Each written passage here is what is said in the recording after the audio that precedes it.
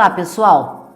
Olha eu aqui novamente agradecendo vocês. Gente, eu tô tão feliz, eu vou abrir um parênteses logo no início.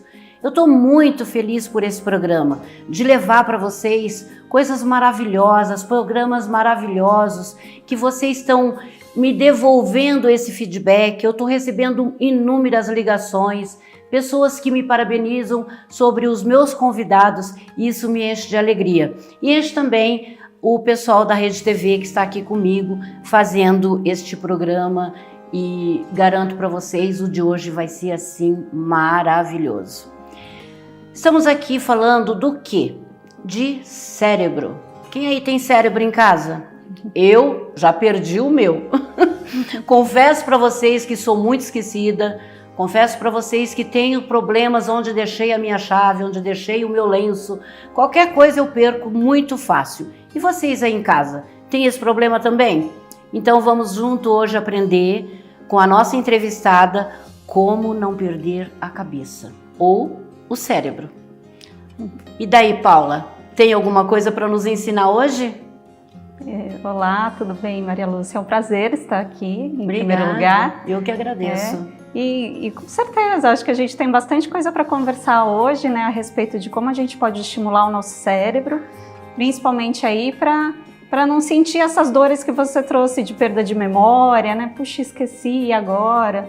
Então... Muita gente pensa que perder um pouco a memória ou ter um esquecimento leve, que seja, já é uma coisa muito grave. Mas é o início de alguma coisa aí que a gente tem que cuidar, não é mesmo?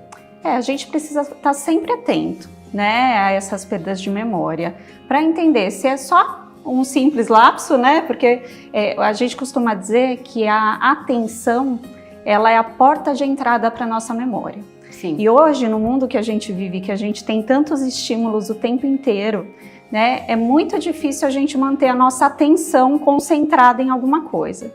E se você não tem, passa, você não consegue memorizar e isso vai mesmo. Né? Então isso pode acontecer em qualquer idade por conta dessa estimulação muito grande de falta de atenção. Mas se você perceber que isso está ficando muito recorrente, né? Sim. E coisas que você costumeiramente se lembrava antes, com mais facilidade. Exato, e agora começou a mudar, né? Então aquela coisa, puxa, eu encontrei a pessoa, como é que é o nome dela mesmo? Não tô conseguindo lembrar, tá aqui na ponta da língua. E não sai. Verdade. Encontro com essa pessoa sempre. Hoje, agora eu comecei a esquecer, puxa. Então aí é um sinal de alerta pra gente começar a pensar se realmente é só uma falta de atenção ou se já é algum problema inicial de uma demência, por exemplo. Então, todos os nossos telespectadores, eu tenho certeza que passam por um momento, principalmente esse de esquecer. Eu conheço aquela pessoa, não sei de onde, e você fica ali, né, matutando e nada, cadê o nome, né? Uhum. Isso acontece com a gente todo dia, né? Uhum. Ou então quando você realmente está saindo correndo e cadê a chave do carro? Cadê a chave da casa? São coisas que parecem simples, mas que pesa no decorrer da época aí, do nosso tempo, pesa. Mas nós vamos falar de criança. Criança também tem isso, não tem? Criança, como eu te disse, tem muito essa questão da atenção, né? Eu acho que a gente está numa era que a gente está falando muito de transtorno de déficit de atenção, né? Sim. Que as crianças muitas vezes são diagnosticadas e até às vezes precocemente, né? Pais que têm filhos mais agitados, né? Que não conseguem se concentrar, tem TDAH, né? E nem sempre é, né? Então a gente precisa, como eu disse anteriormente também, assim, cuidar, fazer uma avaliação de fato para poder distinguir o que é uma Sim. doença, né? Um transtorno caracterizado, o que não é. E poder ajudar, inclusive, as crianças com certeza, né, a poderem desenvolver e estimular esse cérebro já desde pequenos, né, para ajudá-los a desenvolver algumas habilidades cognitivas que, se a gente não estimular, não vão acontecer, né, com tanta facilidade. E hoje a gente percebe que não é só pela idade, né, e sim pela consequência da nossa vida, do nosso dia a dia, que todo esse transtorno, todas essas informações que nós temos, nós não conseguimos jogar fora o lixo, né, que está aqui dentro do nosso cérebro. Então eu vou perguntar para você, sei que você é diretora de um método revolucionário e onde promete, ou pelo menos tenta ajudar as pessoas que te procuram a ter uma memória mais ativada, mais aguçada. O que é o método Supera? O método Supera é um curso de ginástica para o cérebro. O que é isso, né? A gente faz lá treino cognitivo. Então, através de várias atividades, a gente estimula o cérebro de uma forma ampla, né? Para que a pessoa possa desenvolver habilidades, tanto habilidades cognitivas, que a gente possa pensar em raciocínio lógico, criatividade, estratégia, né? Como também habilidades socioemocionais. Então, é um método bem completo que, de fato, faz com que a gente desenvolva o nosso cérebro. Sim, a maioria das pessoas te procuram. Qual é a média de idade? Nós temos alunos de todas as idades, tá? Dentro da minha unidade hoje, o aluno mais velho tem 96 anos. Que maravilha! Sim.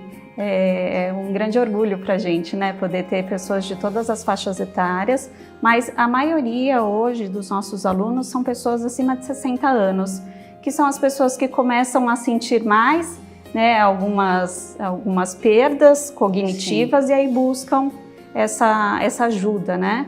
Mas o ideal é que as pessoas já façam desde novinha. Mas quem vai te procurar? É a família? É o idoso? É a pessoa que vai te procurar? Ela sente esse desejo, essa vontade de não mais esquecer e sim fazer um exercício que possa ajudá-lo a enfrentar esse problema? Sim. Hoje eu acho que as pessoas já estão se conscientizando um pouco mais sobre a importância da ginástica cerebral, né? Eu acho que por muito tempo a gente falou muito da atividade física, né? Fazer exercício físico. Então acho que isso já está bem enraizado, todo mundo sabe o quanto é importante a gente fazer exercício físico para a nossa saúde.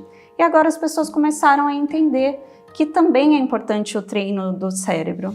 Paula, para ativar aí o meu cérebro, você fez um trabalhinho comigo. Como que foi? A gente fez uma atividade que é o Tangram, né? Que é um quebra-cabeças chinês, que dá pra gente fazer mais de 2.000 peças, e eu fui te pedindo ali alguns desafios, né, para fazer um quadrado com 2 peças, 3 e 4 peças. E o objetivo dessa atividade era para que você pudesse desenvolver uma habilidade visoespacial, que é a sua capacidade de entender, por exemplo, onde é que vai caber esse potinho dentro da geladeira, ou como eu vou parar o meu carro naquela vaga. Jura que é para isso? Olha que bom! Eu aprendi muito. Tá, lá vocês fazem esse exercício. Quais são os exercícios que você mais faz? Por exemplo, aquele que a gente se obriga a fazer e você vê que tem que trabalhar, que tem que fazer aquele exercício mais vezes. Qual é o exercício? Na verdade, a gente tem um conjunto de exercícios. Dentro da metodologia, a gente utiliza dinâmicas em grupo, a gente utiliza o ábaco, que é essa ferramenta aqui de cálculo que eu trouxe para você. A gente utiliza também jogos, vários jogos de tabuleiro. Aqui eu trouxe um exemplo também de jogos, né? Tanto a Torre de Hanoi quanto aquele outro jogo. Parece um brinquedo mais de criança, né?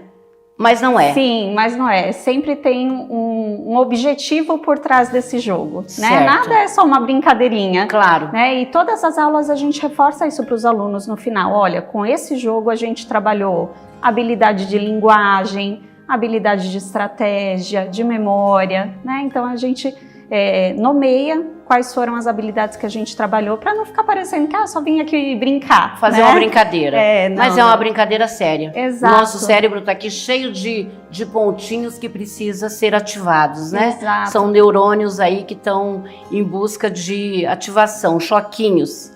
Né? E às vezes a gente pensa, é uma brincadeira, nem vou fazer. Só que no momento em que você está fazendo, você vê que você tem uma dificuldade em prestar a atenção naquela brincadeira. Né? Acho que fizemos isso e demonstramos bastante, de uma forma bem clara para o telespectador, que às vezes uma brincadeira séria, né, se torna aí uma ferramenta maravilhosa para a gente poder ativar a nossa mente. Com certeza. Né?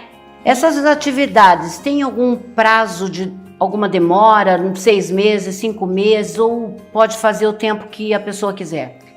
Não tem data exata para terminar, né? O nosso curso, inicialmente, ele tem duração de 18 meses, que é um tempo que a gente entende que é adequado para a pessoa já perceber transformações na vida, mas eu tenho alunos que com 3 meses já sentem muitas transformações, mas tenho muitos alunos também que continuam por muito tempo, que estão há 5 anos junto com a gente, porque entendem essa necessidade de continuar. Comparando novamente com o exercício físico, né? Sim. Se a gente faz esse exercício físico uma vez na semana ou durante 3 meses, quando você para, a gente perde, né, tudo que a gente conquistou ao longo desse tempo. Então é importante que se mantenha essa atividade para que você não perca os ganhos que você teve. E quais os benefícios realmente que essas pessoas dizem que tem com você? Como que você consegue receber esse feedback de cada aluno, né, de cada pessoa que está lá fazendo esse trabalho com você? A parte cognitiva, como que ela pode oferecer para você a alegria de estar fazendo esse exercício? Cada faixa etária, a gente trabalha se dividindo por faixas etárias. Cada faixa etária traz um ganho maior, um benefício maior. Em geral, as crianças trazem muita questão de, puxa, consegui evoluir muito na escola, as minhas notas, né? Porque, puxa, agora eu entendi melhor o raciocínio matemático, eu consegui desenvolver mais a minha criatividade, né? Os adultos trazem essa questão de alta performance. Certo. Então, puxa, eu consigo hoje me desempenhar melhor no meu trabalho, porque eu consigo ter mais atenção e concentração no que eu estou fazendo. Eu consigo pensar de formas diferentes para resolver algum problema que eu tenho no trabalho, né? E os idosos trazem muito essa questão de impacto em memória, então eu melhorei a minha memória. Trazem muito a questão dos benefícios da socialização. Então eu fiz amigos, eu estou me divertindo, eu estou fazendo atividades novas, estou aprendendo coisas novas, porque muitos que nos procuram, né, chegam já um pouco desacreditados de que possam aprender coisas novas. Eu né? fico imaginando realmente essa pessoa chegando até você, né, e procurando, olha, eu tô com a minha memória muito abalada, eu não consigo gravar nada, meus filhos, meus netos estão tirando uma comigo aí, não querem nem conversar comigo. Isso, já não tem nem assunto mais, né? Tem uma aluna que uma vez ela trouxe um exemplo muito bacana, ela falou, puxa, eu já não tinha muito assunto com os meus netos. E a partir do momento que eu comecei a fazer os PERA, nos almoços de domingo, eu levo os desafios para eles fazerem junto comigo. E a gente se diverte junto. Eu levo os jogos e a gente joga. Paula, eu achei isso exatamente. Quando você me mostrou o ábaco, esses, né? Eu fiquei pensando nos meus netos. Você já pensou se eu pudesse ter essa interação com eles e eles saberem que eu estou aprendendo, que eu estou estimulando o meu cérebro e eles me ajudando também? É uma forma de você continuar, ser a avó, né? Ser a tia ou ser a mãe, Sim. né? Gostoso, uma parte gostosa com a criança e ela poder aí sentir que ela também está te ajudando, por que não, né? Sim. Porque a criança às vezes é até mais fácil de te ensinar e às vezes você nem dá importância ou nem o seu neto te dá tanta importância. Mas o Supera veio quando para o Brasil? Quando que vocês criaram o Supera? Na verdade, o método já existe há 18 anos. Né? Quem criou foi o Antônio Carlos, que é o presidente da nossa franquia, lá em São José dos Campos, em São Paulo. E ele iniciou desenvolvendo essa metodologia porque o filho dele tinha dificuldades em matemática. E ele se juntou a ele, é um engenheiro do ITA, né? Se juntou com uma outra matemática aí muito inteligente, que é a Neide, e eles criaram esse método que hoje está difundido aí em todo o Brasil. A gente tem unidades em todo o Brasil. E você acreditou? E hoje é uma franqueada. Exato, muito, eu fiquei encantada, né? Claro. Eu e meu marido, quando conhecemos, né, o método, a gente ficou encantada e imediatamente a gente falou, é esse o negócio que a gente quer, porque tem um propósito de transformar a vida das pessoas, né? Então isso que nos moveu e a gente sente isso todos os dias nos depoimentos que a gente escuta dos nossos alunos, então é extremamente prazeroso poder fazer parte. Eu gosto muito de trazer aqui para o programa coisas do nosso dia a dia, né? E às vezes eu tenho uma casa de repouso, a gente todos sabem, e a gente tem por uma questão de se organizar quando alguém chega com Alzheimer ou com alguma demência. Eu acredito que quando uma pessoa já está com a demência bem à frente, né, uma situação já que não tem um retorno, se essa pessoa tivesse sentido um período aí, uns 10 anos antes, você acha que ela estaria mais segura, essa demência não teria avançado? Existem pesquisas, né, que falam que quanto maior a estimulação, né, cognitiva, mais tempo você demora ou você diminui até o seu risco de desenvolver algum tipo de demência, como o Alzheimer é um grande exemplo, né? Hoje a gente tem 55 milhões de pessoas diagnosticadas com demência no mundo, né? E esse número tende a aumentar bastante. Então, assim, a gente precisa, de fato, se conscientizar que a gente precisa começar antes, não só quando eu já estou com sintomas, porque, assim, quando eu estou iniciando os sintomas, se eu começo a fazer esse treino, e, claro, não é só o treino, né? É um conjunto de atividades, é o treino cognitivo, com uma boa alimentação, com atividade física, né? Quando eu começo esse conjunto de atividades que vão fazer bem para o meu cérebro, ele vai postergar a evolução, mas ele não vai impedir, né? Então, a pessoa que já está iniciando uma demência, você começar esse treino, ele vai ser mais lento, né? A evolução da doença será mais lenta, mas não vai impedir, né? Então, o ideal é que a gente comece, porque o nosso declínio cognitivo, ele já começa entre 25 e 30 anos. Exatamente. Que é uma idade que a gente nem pensa nisso, né? A gente fala, não, imagina, eu tô jovem. Comigo não vai acontecer nada. Não preciso me preocupar. E o ideal é que ali, a partir dos 30 anos, a gente já começasse a se preocupar com isso e fazer algum tipo de atividade. Então, você aí de casa sabe perfeitamente que todos os nossos programas a gente fala do quê? Acabamos no quê? No exercício. Todos. Então, o que acontece? Hoje, tudo, você vai de carro, você pega um ônibus, você pega o trem, você pega o avião, né? A gente não caminha, a gente não faz exercícios físicos. Eu trabalho bastante, eu ando bastante, mas isso não é um exercício próprio, né? O caminhar dentro de casa, o caminhar para o serviço, mas fazer assim uma bicicleta, sair de casa, ir a um parque. Todos os meus programas, todos os meus entrevistados caem exatamente no que está falando, exercício físico e mental agora, né? Então nós sabemos que também o exercício mental faz parte da nossa evolução, né? Nós queremos chegar a 90, a 100 anos aí, pelo menos com a cabecinha boa, corpo e cabeça boa, que eu acho bastante, vocês aí já sabem perfeitamente que isso vai fazer parte da sua vida se você quiser ter uma idade melhor, né? Porque nós queremos estar vivos, nós queremos estar bem. E para estar bem, corpo e cérebro, temos que exercitar. Esse exercício todo que nós fazemos e que nós estamos falando aqui, qual é o melhor de todos? Ou não existe o melhor? Não tem o melhor, Maria Lúcia, é um conjunto de atividades. Por quê? A neurociência nos diz que a gente precisa trazer o que para o nosso cérebro, né? Atividades que sejam novas, então novidade, variedade de atividades e grau de desafio crescente. Então, sabe aquela coisa de que faça coisas novas? Sim. Né? Que quando você fez uma coisa nova algo pela primeira vez, né, recentemente, então isso é muito importante. Você poder fazer coisas novas. E aí, coisas novas são diversas, né? Puxa, eu posso começar a dançar e eu nunca dancei. Eu posso resolver que eu quero surfar e nunca surfei. Sim, vou aprender. De patins. Isso, né? Fazer um curso de cerâmica, eu nunca peguei numa cerâmica. Então, você pode fazer atividades novas. Além disso, variedade, né? Tem muita gente que fala, puxa, mas eu leio muito. A leitura é excelente, é excelente para o nosso cérebro.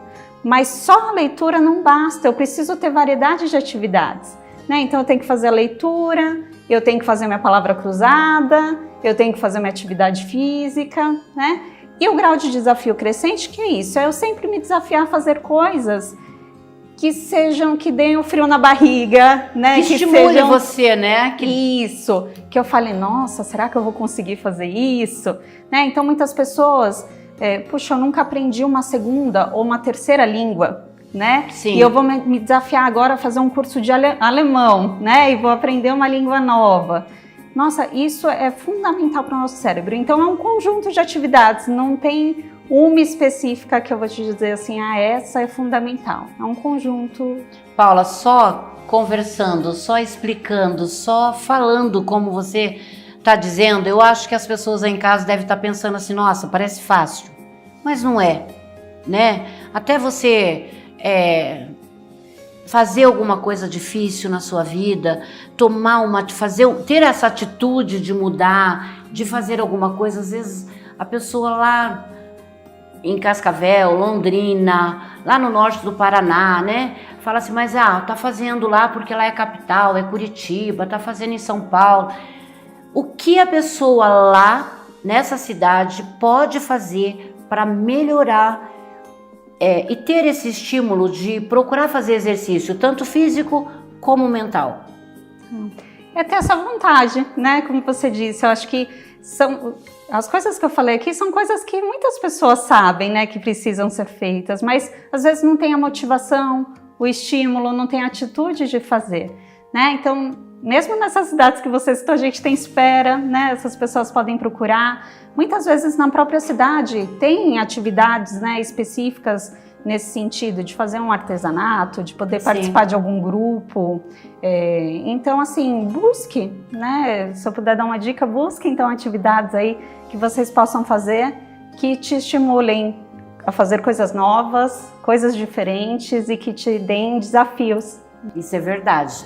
E tem bastante coisa, né? Só querer fazer, né? Só querer fazer. Só querer mudar. Levantar de manhã, dar uma chacoalhada no cabelo e falar, hoje eu vou fazer uma caminhada. E coisas simples, Maria Lúcia, então, por exemplo, né? A gente fala muito lá no Supera de fazer neuróbica. O que é a neuróbica, né? É fazer uma atividade que você já faz, mas de uma forma diferente. Então, puxa, eu sempre saio da minha casa e vou no supermercado indo pela direita. Mude o seu caminho, né? Dê uma volta diferente. Eu sempre tomo banho e começo a esfregar esse braço aqui. Não, vamos fazer diferente, vamos começar esfregando o pé, vamos tomar banho no escuro, né? Vamos fazer atividades de formas diferentes, porque isso vai estimulando o seu cérebro em outros locais. Isso é super bacana e é super fácil de fazer. Você sabe que isso é uma coisa que eu faço, né? Então, às vezes eu saio pela direita, não, hoje eu vou sair pela esquerda. Porque o meu carro, às vezes, faz tudo sozinho.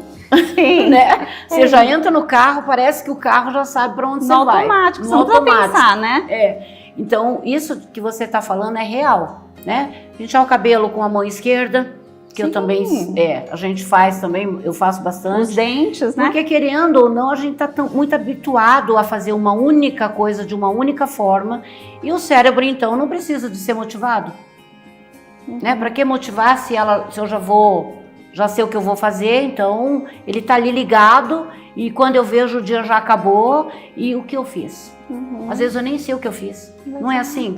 E eu acho que o Supera veio para superar essa situação, para que a gente possa tomar. Você falou que em outras cidades tem o Supera. Hoje no Paraná, estamos no Paraná, né? Várias cidades já possuem o Supera? Sim, várias cidades, né? Aqui em Curitiba nós temos algumas unidades e temos também em algumas cidades do interior, né? Quem tiver interesse pode olhar lá no nosso site que a gente tem todas as unidades disponíveis.